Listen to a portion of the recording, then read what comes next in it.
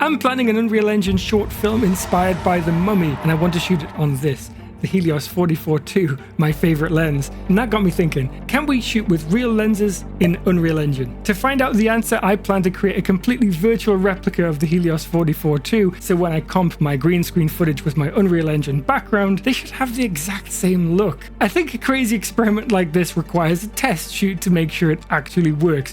But if it does, I'll do this for the full short film, which is coming to the channel really soon. I love this lens. It's just recently been used on The Batman and Dune Part 2 by the DOP Greg Fraser. It has a characteristic called swirly bokeh, where the bokeh warp and swirl out towards the edges of the frame, and it's perfect for this film that I want to make. A quick thanks to Lightcraft Jetset for sponsoring this video. I'll be using the Jetset app for these virtual production tests, and also to Rococo, who have kindly provided me with a head rig and access to their software, and that's going to help us bring that mummy creature to life. I've always wanted to make a mummy film ever since the Brendan Fraser movie from 1999, and I love the sequences where they're running through the underground tunnels of Hamunaptra, so I want to do something like that for this test. I've built this underground tunnel scene in Unreal Engine using some Egyptian ruin assets from the Epic Marketplace. Now to make the Virtual HELIOS lens. To do this, we're going to need the patent. That document should contain all of the essential information I need to create this lens virtually. I could fall at the first hurdle here because this lens is actually a copy of the Zeiss Biotar, which was patented in 1927. So I actually need to find the Zeiss Biotar patent to make this lens. I also need to make sure that the lens I build in Blender is a one-to-one match to the real one, so I've taken some images of a couple of charts. One is a classic distortion grid, and the other is a star field which I've thrown slightly out of focus to create a bokeh chart. I'm going to use these images as my ground truth and then throw the source images into Blender. If the Helios has been modeled correctly, my renders should match my photographs, and that's the idea. It's not going well. It's not going well at all. I'm trying to model the lens in Blender based on 4 or 5 different diagrams which are not necessarily accurate, making this kind of impossible. I'm not getting the swirly bokeh. I'm getting some kind of... it's just not right, basically. But I am speaking to some people who maybe already have this patent, and if they do, they're going to share that information with me, which is exciting. Because if we get that, then we're going to know exactly the curvature of every element in that lens. So I'll let you know what happens next.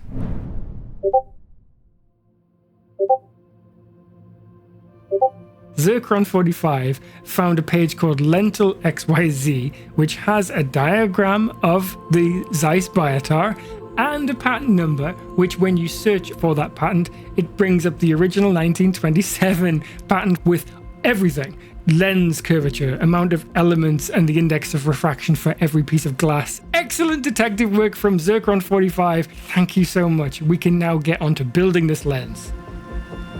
It turns out having the patent is only part of the battle. I am not getting matched up images. My ground truth images don't match my renders, even though I've modeled this to the exact spec from the patent.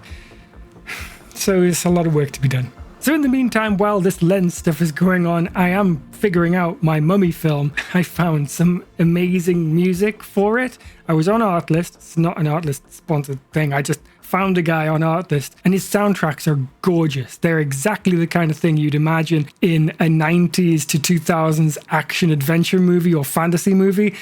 Gotta listen to this.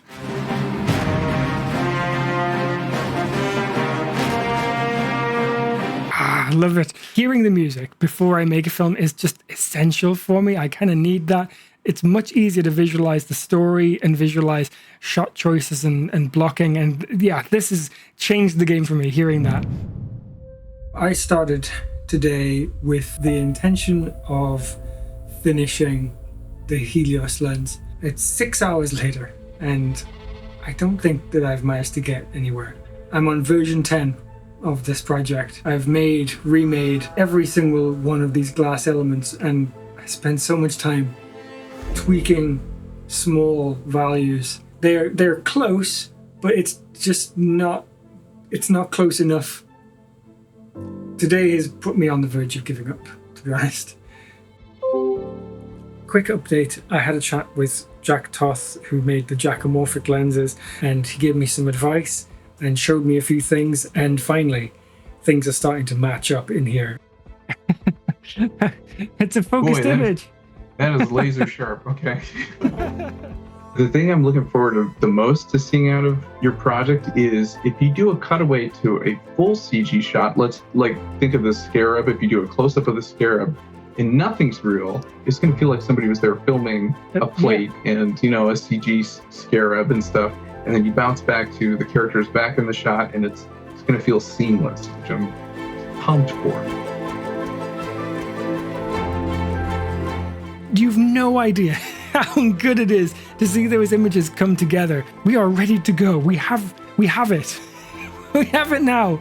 And while it works in Blender, it needs to work in Unreal. So that's next. It's quite late and the little one has just gone down to bed. So I finally have a few hours to kill and I'm gonna get this lens working in Unreal. So fingers crossed.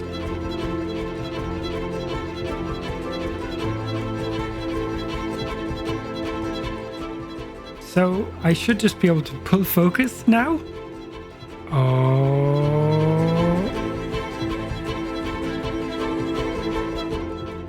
We have a Helios focusing in Unreal now. That's good. So it's working. This lens has been so elusive this whole time. Every step of the way I've had things thrown at me and so much learning has been done. This is huge. Right, onto the test. So I attached my Helios 44-2 to my camera and used Lightcraft Jetset's lens calibrator. But this is a bit of a special case because I didn't need the lens distortion and field of view calculations that it normally does. My modeled Helios was going to do that for me. I was only after the tracking offset between the phone and the camera. Their calibrator just makes it so easy, and I did the whole thing in about 5 minutes.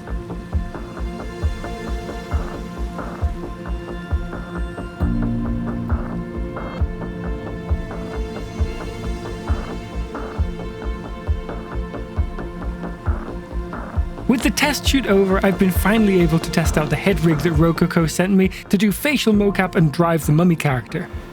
Mummy. Be a mummy. Found a really nice mummy creature on the Epic Marketplace, and it had a rig with it, which is fine, but not what I ended up using. So I've had to rig and also create all of the blend shapes for the facial mocap myself. As far as body mocap goes, I haven't done any for this project. At the moment, I'm just doing the animation within Unreal using the control rig. As a beginner doing this, I've made a bunch of mistakes, and I definitely think that they'll be useful for other beginners to know before they get started. So I will make a video about this down the road. I'm on the home stretch now. I'm just doing some compositing in DaVinci Fusion, just making sure it looks as good as possible. Otherwise, what is the point? Here we are.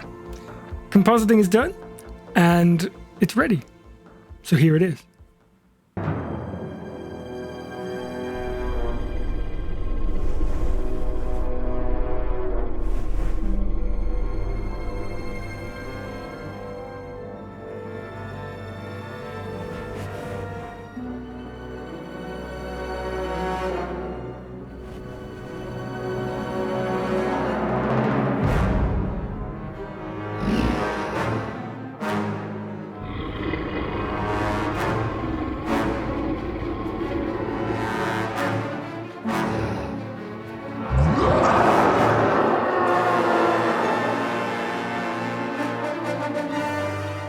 We've managed to do exactly what we set out to do. Shoot some green screen footage on a Helios 44-2 and then create a virtual background and capture it virtually with the Helios 44-2 and bring the two together. I'm surprised we've managed to do that, but I'm really, really loving the results of this. Take a look at the bokeh right here. You can see that they are imperfect, non-spherical, and starting to swirl out because they're getting towards the edge of the frame. If this was rendered by the Unreal Engine cinema camera, all of the bokeh would be perfectly spherical, it'd be clinical, no distortion. That is a dead giveaway that it's a VFX shot. And of course, now that this works, I'm definitely going to be applying it to the short film we're making, which we shot last week. This project has taken so long that the short film I planned to make in the first place is already in the can. We had Sam from Boundless Entertainment here in the studio shooting with us, which was amazing. And the short film we're making is going to firm up the basis for a full virtual production course that's focused on accessible tech and filming in small spaces, meaning that the results we get from this short are going to be achievable in whatever space you have. And and going to be affordable to make, which I think is really, really exciting. I'll be publishing more info on that on the channel as we go, so if you don't want to miss out, do subscribe, or you could join my mailing list, which is at the link in the description. And what about the Virtual HELIOS lens? Well, I've added it to my Virtual Glass full collection, which can be grabbed from the link in the description below. If you already have the full collection, you can just re-download that project and you'll get the Virtual HELIOS lens. If you're new to making films in Unreal Engine, I recommend you watch this video next to show you exactly how you can get started telling your stories, and I'll see you on the next one. This was insane.